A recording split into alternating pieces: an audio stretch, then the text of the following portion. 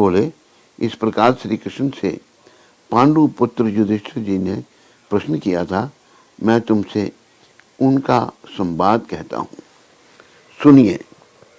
श्री कृष्ण भगवान बोले, जब शिवजी चले गए तब हे राजन, उस बाला का तेज नष्ट हो गया। इससे वह बहुत डर गई एवं ऊंची ऊंची श्वास चलने लगी और आंखों से आंसू गिरने लगे। उस तपस्विनी बालिका के हृदय में अग्नि भी जलने लगी। अंग प्रत्यंग में धड़कन सी होने लगी। अग्नि से जले पत्तों वाली बेल के समान वह झुलस गई। इस प्रकार कष्ट सहते सहते भगवान ने इसकी मृत्यु कर दी। सर्प जिस प्रकार बिल्ल से निकलते चूहे को पकड़कर निकल जाता है, उसी प्रकार उस तपस्विनी बाला को बलवान काल ने अपने वश में कर लिया। उसी समय धार्मिक राजा यज्ञसेन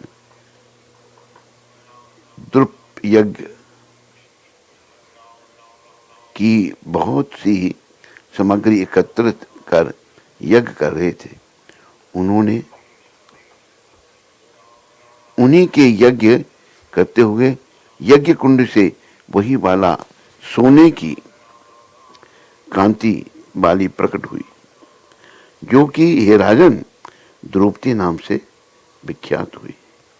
जिस द्रुपद कन्या को मत्स्य वेद करके स्वयंवर में अनेक राजाओं भीष्म कर्ण आदि को निस्तेज करके अर्जुन ने प्राप्त किया था, कानों में शूल के समान असत्य वचन कहते हुए दुष्ट दुशासन ने जिसे चुटिया पकड़कर खींचा था, हे राजन, उस समय मैंने इसकी ओर ध्यान नहीं दिया था, क्योंकि इसने पुरुषोत्तम मास की अवहेलना की थी। देखो कितना कैसा दंड मिलता है। अवहेलना की थी, किंतु जब प्रेम से मुझे बार बार पुकार, हे गोविंद, हे गोपीजन को अनंत देने वाले, हे दीन बंधु, दया के समुद्र, मैं इस दुष्ट दुशासन के हाथ में पड़ गई हूँ। हे प्रभु, क्या आपको यह नहीं मालूम है? श्री कृष्ण बोले, इस प्रकार कष्ट में पड़कर द्रौपदी ने मेरी शरण ली। मैं चाहे उसे भूल चुका था, तब उसकी प्रार्थना सुनकर शीघ्र ही गरुड़ पर सवार होकर उस स्थान पर आया और उसे वस्त्रों से परिपूर्ण कर लज्जित होने से बचा लिया। इतना होने पर भी पुरुषोत्तम मास की अवहेलनावश मैं उसकी तरफ से उदासीन रहता था, क्योंकि पुरुषोत्तम मास के विरोध को मैं गिरा देता हूँ। पुरुषोत्तम मास के विरोध को मैं गिरा देता हूँ।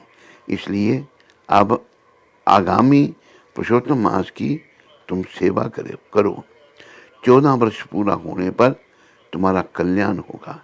ये पांडुपुत्र, इस द्रौपदी के बाल जिन्होंने खींचे या देखे हैं, मैं उन दुष्टों की स्त्रियों को केशहीन करूंगा। तुम दुर्योधन आदि पापी राजाओं को यमपुर भेजकर शत्रुओं को दंड देकर स्वयं राजा होंगे। जो मेरे प्यारे भक्तों को दुख देते हैं, वह नित्य ही मुझे दुख देते हैं। मैं उस दुष्ट की ओर देखता भी नहीं हूँ। उसे यमराज दंड देते हैं। श्री नारायण बोले, श्री भगवान कृष्ण ने इस प्रकार द्रौपदी एवं पांडवों को समझाया और द्वारका जाने की इच्छा से कहने लगे, हे राजन, द्वारकावासी मेरे विरह में व्याकुल हैं। मैं आज ही द्वारका जा रहा हूँ। श्री नारायण बोले, इस प्रकार कहकर चलने को उद्यत देखकर गदगद हो पांडव बोले, हे जनार्दन, आप हमारे जीवनदाता हैं, आप हमारी रक्षा करें। हे जगतपते, हमें कहीं भुला न देना। हमारे चित्त रूपी भ्रमरों को अपने चरण कमल में स्थान दो। वही हमारा जीवन है, आप ही हमारे आश्रय हैं। पांडु पुत्रों के सामने भगवान श्री कृष्ण प्रेम में भरे हुए रथ में धीरे धीरे बैठ गए। पांडव कुछ दूर उनके पीछे चले, जिन्हें श्री कृष्ण ने कुछ दूर जाने पर लौटा दिया और आप द्वारका चले गए। श्री नारायण बोले, श्री कृष्ण के द्वारका चले जाने पर राजा युधिष्ठिर तपस्या करते हुए तीर्थों में विचरने लगे।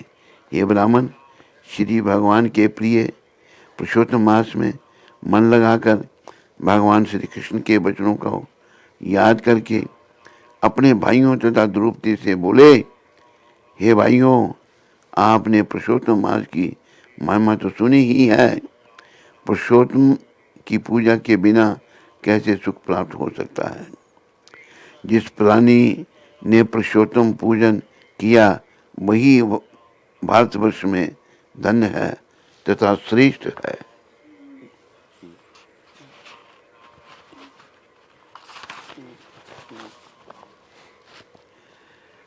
पूज्य है।